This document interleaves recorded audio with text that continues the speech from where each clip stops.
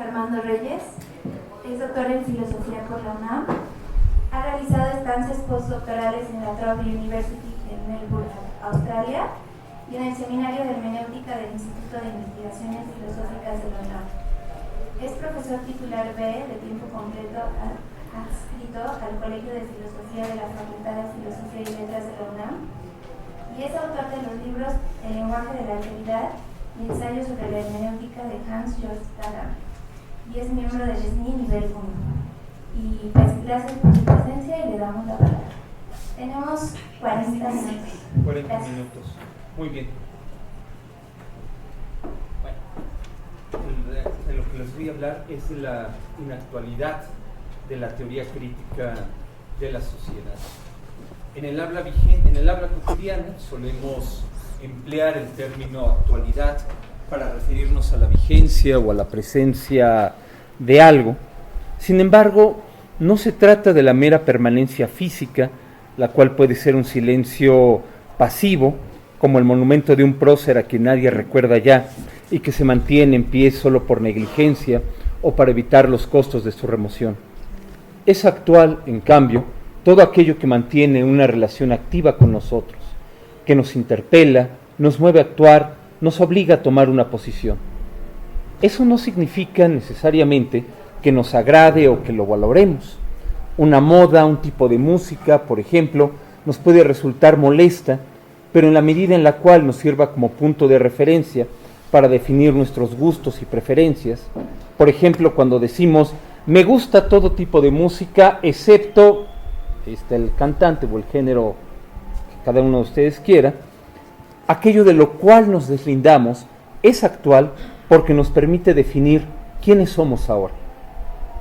Concebir la actualidad por medio del papel activo que desempeña en la comprensión de nosotros mismos nos permite añadir una segunda precisión.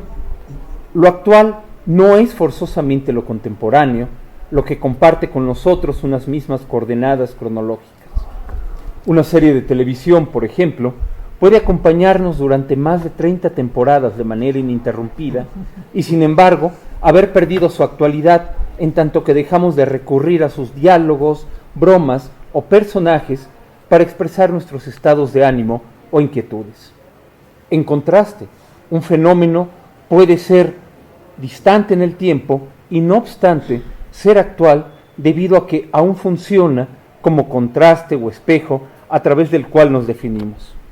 Por ejemplo, la permanencia de elementos estéticos de la revolución industrial del siglo XIX, retomados por el movimiento steampunk. Otro ejemplo nos lo puede proporcionar el regreso inesperado del vocabulario y los temores de la Guerra Fría que han resurgido a partir de la guerra entre Ucrania y Rusia. Lo que parecía ser un periodo histórico distante y definitivamente superado, vuelve súbitamente a ocupar su lugar como centro de nuestras reflexiones. Estas dos características, su carácter activo y su movilidad, las cuales giran en torno a una pregunta básica, ¿quiénes somos nosotros mismos?, son el punto de partida para plantear la siguiente hipótesis de trabajo. La actualidad no es un contenido que esté en el presente, sino la frontera, el límite dinámico que define los contornos del presente por medio de una separación respecto al pasado y una proyección de expectativas hacia el futuro. Así, cuando nos preguntamos por el sentido de un movimiento intelectual, en este caso, la teoría crítica de la sociedad, podemos hacer por lo menos dos tipos de preguntas. La primera, acerca de su contenido objetivo, la cual se pregunta por las principales tesis de una corriente filosófica, sus conceptos básicos y los criterios de justificación a los que recurre. Un segundo tipo de pregunta, no necesariamente desconectado de la primera, inquiere por su actualidad, por la manera en la cual sus conceptos aún forman los contornos de nuestro presente. En este sentido, podríamos decir que la primera generación de la teoría crítica de la sociedad, en la cual podemos ubicar a Adorno, Horkheimer, Benjamin,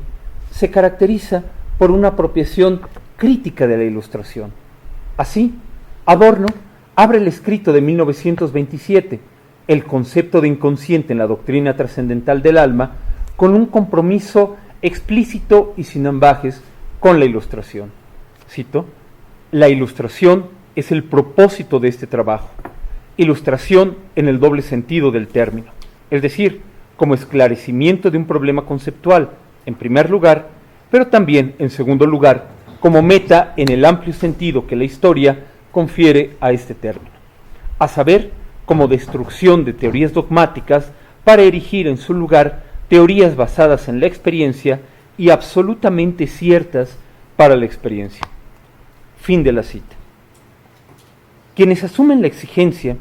de esta como una tarea de elucidación de la experiencia que consiste en describir los fragmentos de la experiencia vivida sin partir de la suposición de que estos fragmentos sólo habrán de hacerse inteligibles en la medida en la cual se inserten en un horizonte conceptual o en un proceso de transmisión de sentido más amplio. Esa es la manera en la cual creo que puede caracterizarse la teoría crítica, al menos en esta primera generación, como un compromiso con la ilustración. Podría suponerse que de tal manera, sin embargo, se tergiversa irremediablemente el significado de la ilustración, disolviéndola en una filosofía de la existencia que sacrifica la presentación discursiva de las explicaciones en el altar de las inefables representaciones febriles de los individuos. No obstante, solo se podría mantener tal objeción si se hiciera caso omiso, por ejemplo, de la acotación en la cual Kierkegaard recuerda que, cito, no negaré que yo presupongo un imperativo de conocimiento, pero para eso es necesario asumirlo vitalmente. Fin de la cita.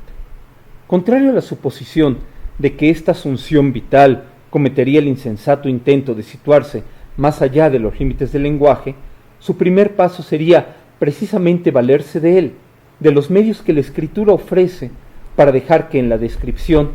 de las minucias de lo vivido puedan desgranarse sus posibilidades inmanentes hasta que adquieran una consistencia propia en la cual el sujeto que realiza la descripción desaparece como autor, de un modo similar al cual el deambular del flaner que describe Walter Benjamin hace de la ciudad un espacio semiótico que desilvana las posibilidades de significación de la metrópoli, en la que transgrede la representación de ésta como un espacio eficazmente ordenado.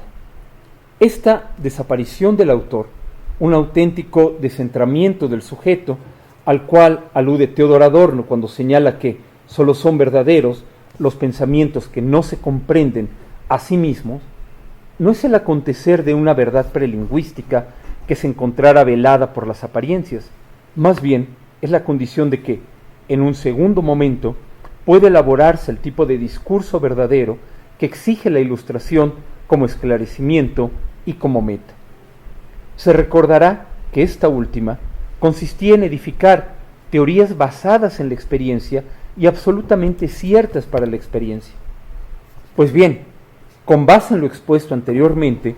ahora es posible esclarecer su sentido. Basarse en la experiencia no es una forma de positivismo ni de realismo directo, sino una forma de articulación de distintos fragmentos de experiencia vivida que dan lugar a configuraciones e imágenes que hacen posible orientarse entre conceptos sin que ellas mismas procedan de reglas de composición o de inferencia procedentes de conceptos. A esta forma de articulación, que Adorno denomina fantasía exacta, se la puede considerar como la expresión más acabada de la meta de la ilustración, en la medida en la cual no hace sino condensar los modos concretos en los cuales se disemina la experiencia vivida. En estos términos, señala Adorno, cito, lo que se busca es una fantasía exacta, una fantasía que se atiene estrictamente al material que le ofrecen las ciencias y solo va más allá de él en los rasgos mínimos de la orientación a la que lo somete, rasgos que, obviamente, ha de ofrecer de forma original y desde sí misma. Fin de la cita. Preguntémonos entonces, ¿es esta posición actual? Las generaciones posteriores de la teoría crítica han sido tajantes al respecto. Por ejemplo, Axel Honneth escribe: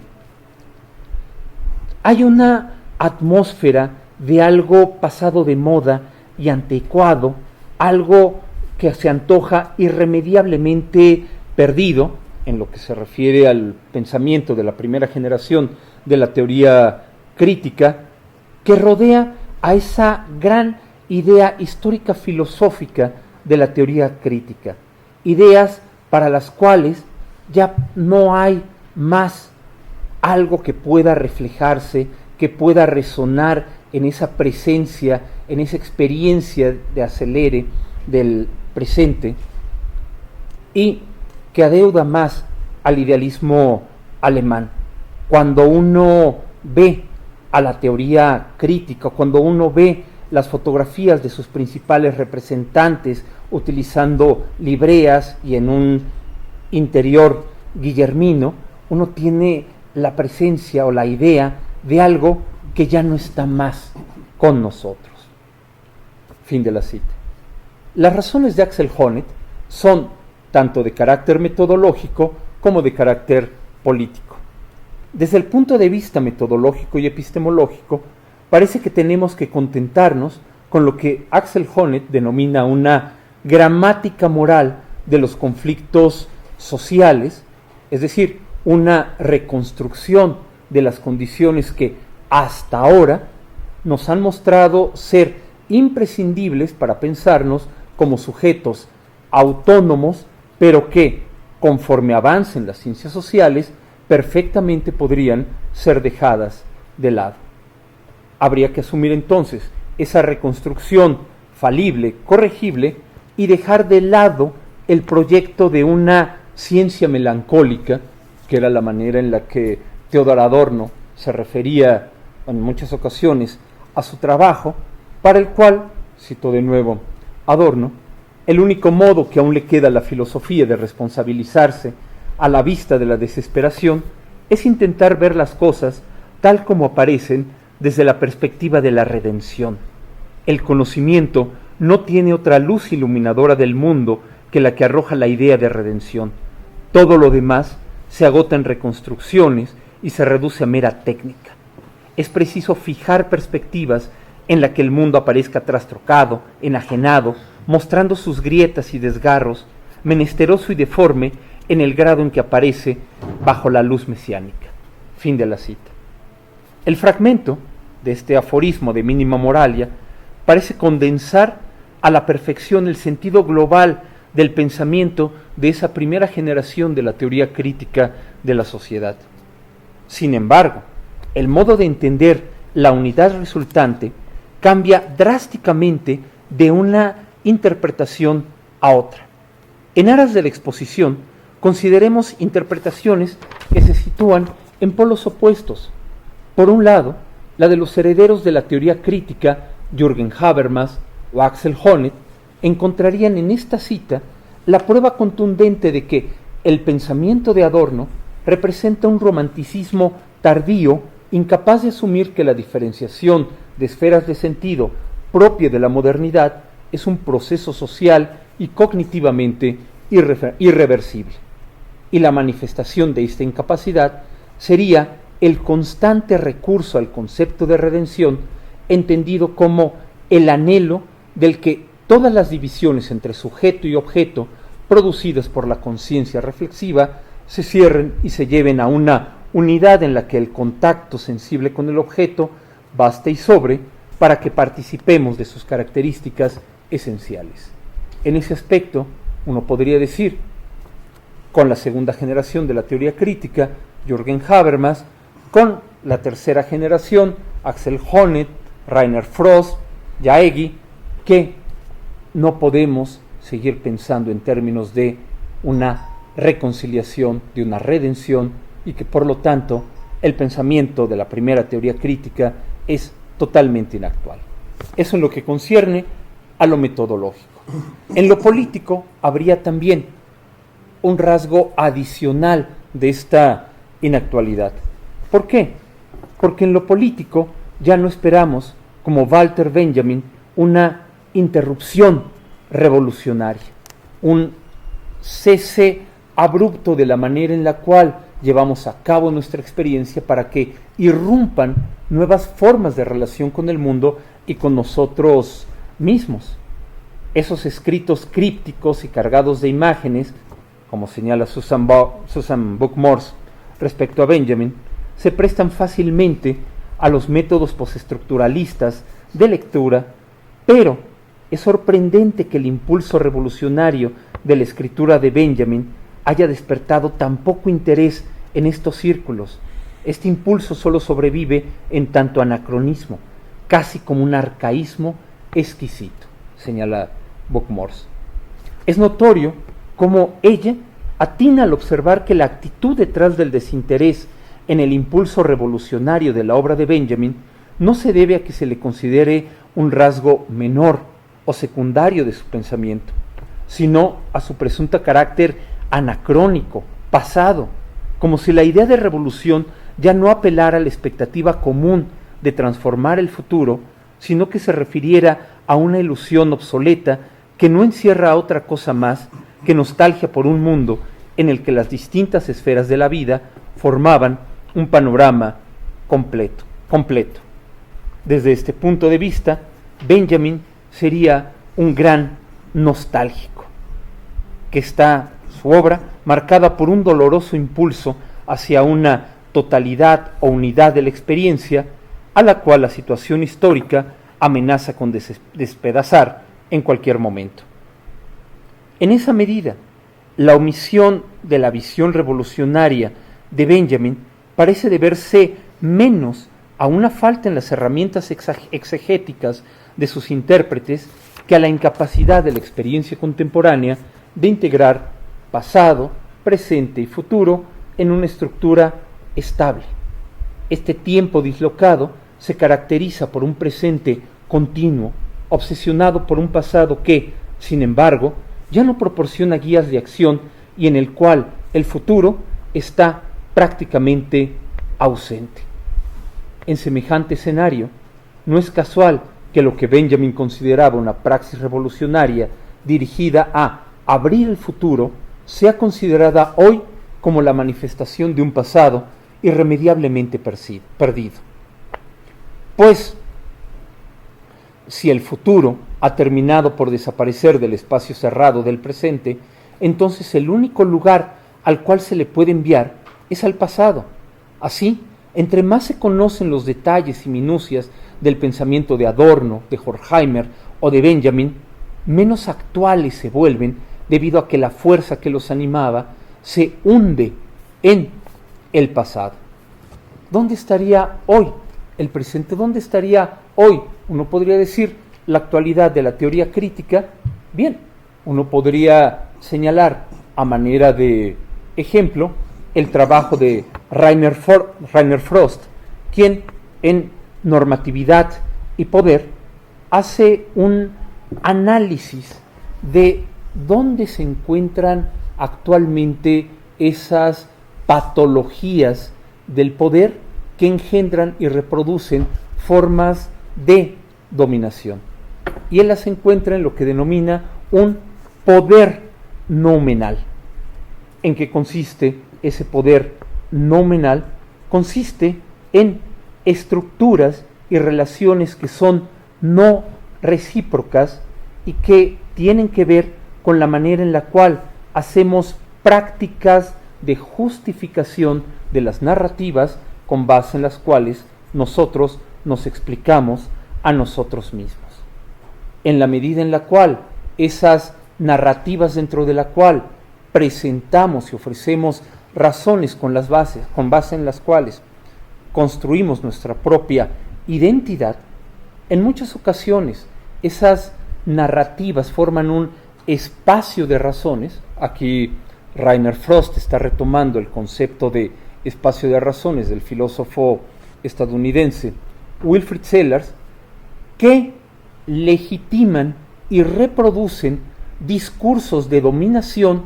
que hacen aparecer a formas de exclusión, a formas de hegemonía, como si fueran perfectamente naturales. Sin embargo, uno podría preguntarse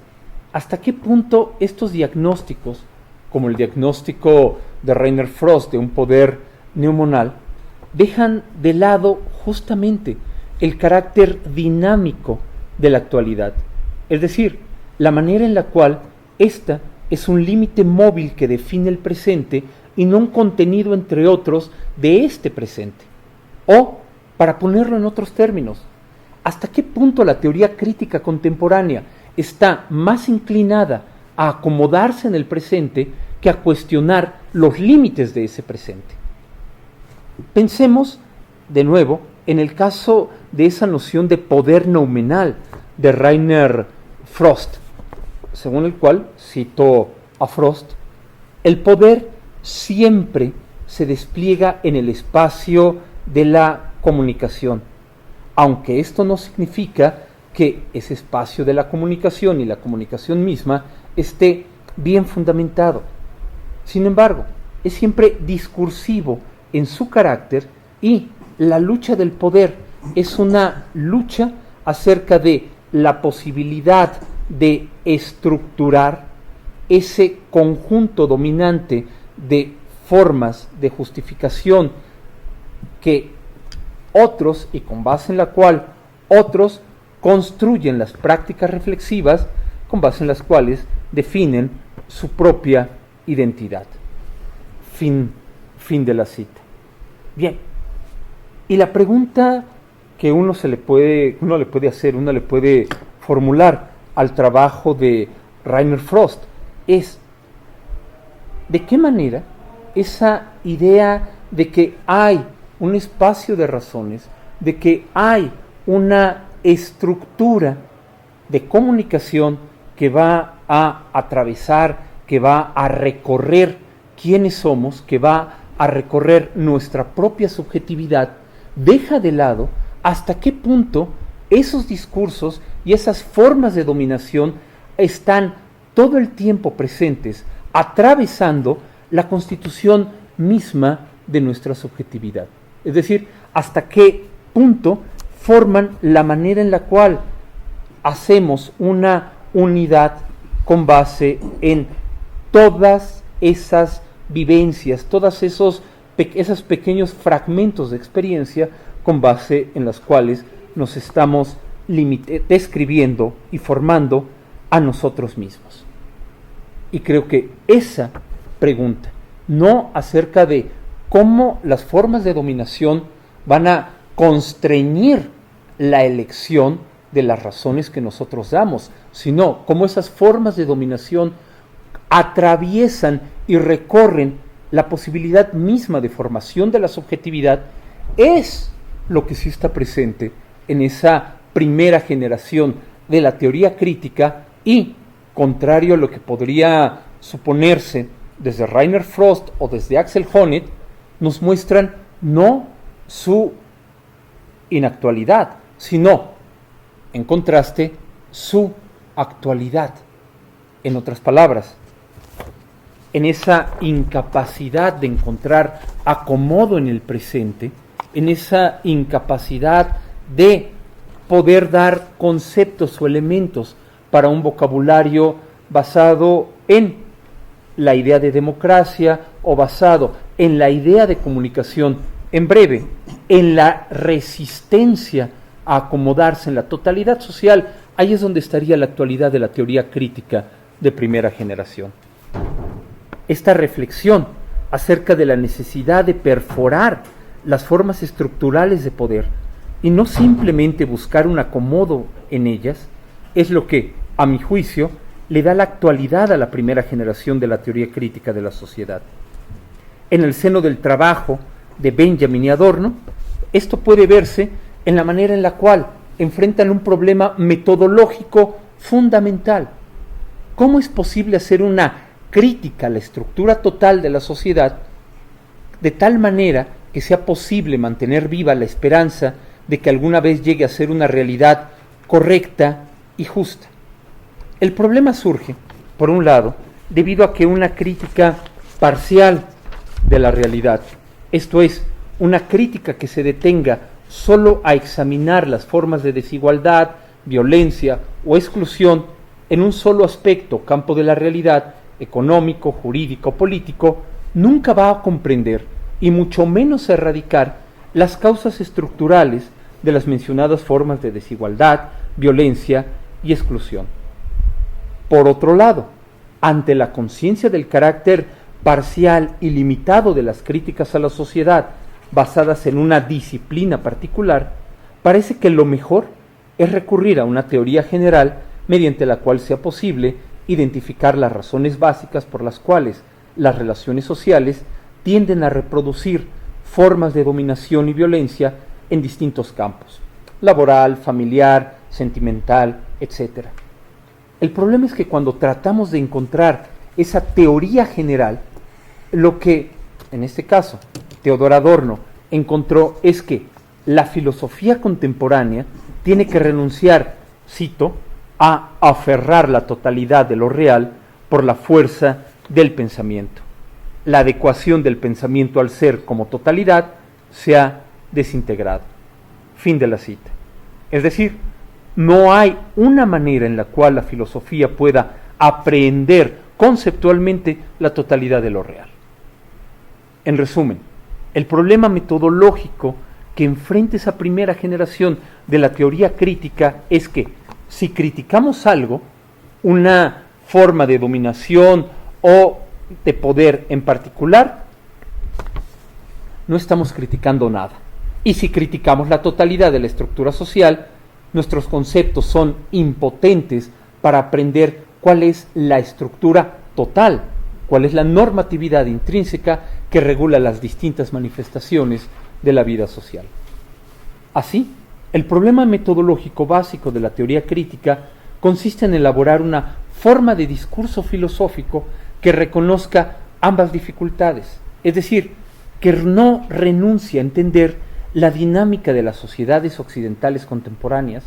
pero que, a la vez, reconozca que el pensamiento no puede sacar a la luz las categorías básicas del orden social con base en la reconstrucción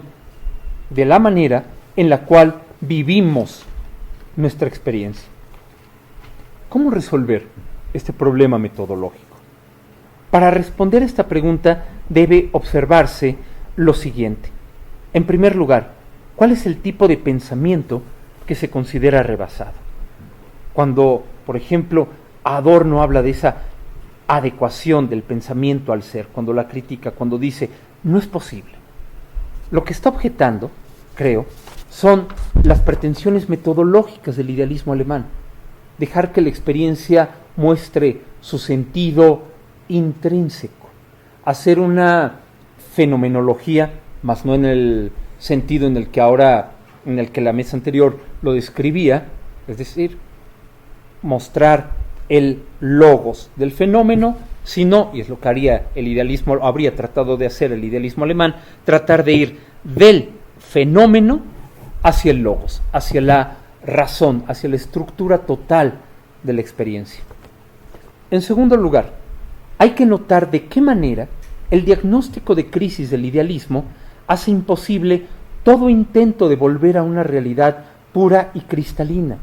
Cuando digo pura y cristalina no lo digo en un sentido moral ni en un sentido epistemológico, sino en un sentido ontológico, un ámbito de sentido que se desarrolla al margen de las concepciones filosóficas que podamos tener de él y respecto del cual podríamos volver por medio del sentimiento de la corporalidad, de la voluntad, de la escucha a los oprimidos, etc. Si tenemos en mente lo que es el idealismo, entonces entenderemos que su crisis conceptual es también una crisis de lo real. Para el idealismo, las determinaciones de lo real son determinaciones del pensamiento producto de la actividad de este último. Por eso Adorno señala que la pregunta fundamental del idealismo es la constitución de lo real. Esto no quiere decir que lo real sea subjetivo en el sentido de arbitrario, ilusorio, idiosincrásico, sino que la gramática de lo real, la manera en la cual las representaciones son representaciones de algo significativo, son producto del pensamiento. Esa realidad ya articulada, ya armada, es la que queda en entredicho con la crisis del idealismo, y esa crisis es la que examina y explota esa teoría crítica de la sociedad. Pero entonces, ¿de qué puede agarrarse, de qué puede sujetarse la crítica si no tenemos una unidad de la experiencia desde la cual podamos señalar ciertas fracturas, señalar ciertos problemas de lo que sería una sociedad con problemas, de lo que sería una patología social? Para contestar esa pregunta es importante volver a esa idea motriz que está presente en la teoría crítica de la sociedad, la continuidad entre investigación empírica e investigación a priori. Esa idea de Adorno que comencé citando de hay que tener conceptos que le sean fieles a la experiencia. Adorno, ni Benjamin, ni Max Horkheimer desdeña el conocimiento empírico que proporcionan las ciencias particulares. El problema es suponer que la filosofía se limita a ordenar esos datos, como si ya tuvieran un significado en sí mismo y sus relaciones fueran perfectamente claras y evidentes, y que entonces la filosofía se limitara únicamente a mostrar, a reconstruir de qué forma podemos, con esos datos, tener una imagen coherente de nuestra experiencia actual. Si la filosofía ha de ser teoría de la ciencia, entonces su cuestionamiento tiene que ser radical y cuestionar la apariencia de validez y legitimidad de los métodos mediante los cuales se piensa lo real. Dicho de manera directa, parece ser solo un duro señalamiento contra el pensamiento, pero si nos damos cuenta, es también una puesta en cuestión de la realidad, y este es un punto que es necesario tener en cuenta al momento de sopesar la particularidad de la teoría crítica en el panorama del pensamiento contemporáneo. Porque el cuestionamiento de las pretensiones de la razón no es una característica exclusiva de la teoría crítica. La encontramos en otras posiciones filosóficas actuales y que pueden ser tan críticas o incluso más de las condiciones imperantes de desigualdad, violencia y exclusión, como son los enfoques de Horkheimer, Adorno o Benjamin. Esta posición metodológica es inseparable de un compromiso político. Es posible sugerir que la negativa de Theodor Adorno a considerar formas alternativas de producción de la subjetividad no se debe a una voluntad nihilista empecinada en exhibir la falsedad de todo atisbo de afirmación en la vida dañada de la sociedad burguesa, pues obedece, en contraste, a una comprensión del propósito de una crítica de la sociedad radicalmente distinta a la que se presenta en términos de una filosofía de la historia para la cual el ideal ilustrado de razón y todas sus figuras, como la de la subjetividad, comparten con las formas de dominación que pretenden criticar una misma estructura. Con base en la previa presentación del modelo alternativo de ilustración, entendido como una elucidación de la experiencia que procede mediante la descripción de los fragmentos de la experiencia vivida para disolver la apariencia de unidad del sujeto como autor, con el fin de permitir que éstos se configuren espontáneamente en una fantasía exacta, sería plausible sostener que para Adorno la meta principal de una teoría crítica, y ahí es donde puede estar su actualidad, consiste en poner de manifiesto las fracturas, discontinuidades y rupturas que recorren a la totalidad social, con el propósito de mostrar que su carácter de unidad sin fisuras es sólo una ilusión, o como él lo señala en otro aforismo de Mínima Moralia, el todo es lo no verdadero. He ahí la meta de la ilustración a la cual Adorno hacía mención en el ya citado trabajo de 1927, destrucción de teorías dogmáticas, vuelvo a citar, para erigir en su lugar teorías basadas en la experiencia. Fin de la cita. Sin embargo, nada podría ser más erróneo que suponer que Adorno se propone destruir la pretensión de totalidad de la sociedad vigente, denunciándola como ilusión para sustituirla con una propuesta de sociedad verdadera y la de una subjetividad no menoscabada. Por el contrario, tal vez la convicción teórica que se encuentra en el núcleo de su pensamiento y en el núcleo del pensamiento de la primera generación de la teoría crítica es que toda imagen de ser humano es ideología a excepción de la negativa. Esta posición no expresa una tesis antropológica o ontológica nacida de una visión pesimista de la crisis de la cultura europea, más bien es fruto de una crítica inmanente a las concepciones idealistas de subjetividad con las cuales Adorno, por un lado, comparte la convicción de que la autorreflexión no ha de entenderse a partir de una concepción del yo como substancia, sino como el resultado de un proceso lógico de mediaciones por el cual las determinaciones que el sujeto individual reconoce como suyas son la manifestación de una forma particular de especificar la regla del concepto universal. Sin embargo, por otro lado, objeta a Kant y a Hegel que su concepción de la subjetividad como unidad lógica sujeta a reglas disuelve precisamente el concepto del yo empírico al juzgar como inválida absolutamente cualquier forma de psicología racional, o supone que la fenomenología de las diferentes formas de aparecer del yo empírico pone al descubierto el sentido de la formación de una totalidad cuya regla de composición es ya inmanente a cualquier manifestación de lo individual. No obstante, Adorno, al que ustedes han podido ver que he tomado como hilo conductor de esta primera generación de la teoría crítica de la sociedad, no abandona su compromiso con la ilustración. Sostiene que ésta, como esclarecimiento, obliga a juzgar la experiencia mediante la indagación de sus condiciones de posibilidad, como Kant, poniendo al descubierto la trama de mediaciones en las que éstas se desarrollan, como Hegel.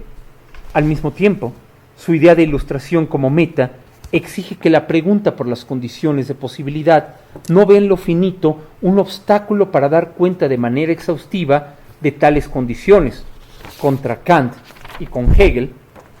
con lo cual le resta todo sustento teórico a quienes afirman que la razón no puede dar cuenta de lo otro de ella misma, y reconociendo a la vez que no hay cabida para una mediación total debido a que el arraigo de toda experiencia en la sensibilidad impide incorporar todos y cada uno de sus momentos en un proceso lógico transparentes. Podríamos decir que eso lo hace con Kant y contra Hegel. Así, para concluir, podríamos señalar que la clave de la actualidad de la teoría crítica de la sociedad es la conciencia de que la ilustración solo es posible, a final de cuentas, si ella se vuelve contra sí misma para negar toda pretensión de totalidad, sin por ello ceder el paso al escepticismo o al irracionalismo. En eso consiste la dialéctica negativa. Cito a Adorno: si la dialéctica negativa exige la autorreflexión del pensamiento, esto implica palpablemente que para ser verdadero, el pensamiento debería también pensar contra sí mismo. Fin de la cita. La situación del desgarramiento a la que se refiere Adorno es una situación en la que esencialmente no hay posibilidad de integración de la individualidad en la totalidad, lo cual, en el plano inmediato, es susceptible de denunciarse como neurosis, infelicidad, depresión, etcétera, pero que en el plano de la autorreflexión significa lo siguiente: el destino negro avisorado por la dialéctica del iluminismo no es necesario, puede evitarse si y sólo si la experiencia en principio puede ser diferente, y si puede ser diferente es porque está radicalmente fracturada, no porque tenga que encontrar en el espacio de las razones, como sugiere Rainer Frost, una forma de expresar su unidad. Esto es lo que se puede aprender, por ejemplo, del psicoanálisis, particularmente del psicoanálisis freudiano, pero es también lo que se encuentra en la raíz del rechazo contemporáneo a esa forma de psicoanálisis, que su proscripción como ortodoxia, al igual que el celo por retrasar su datación al siglo XIX, testimonia la resistencia contra la Ilustración. Muchas gracias.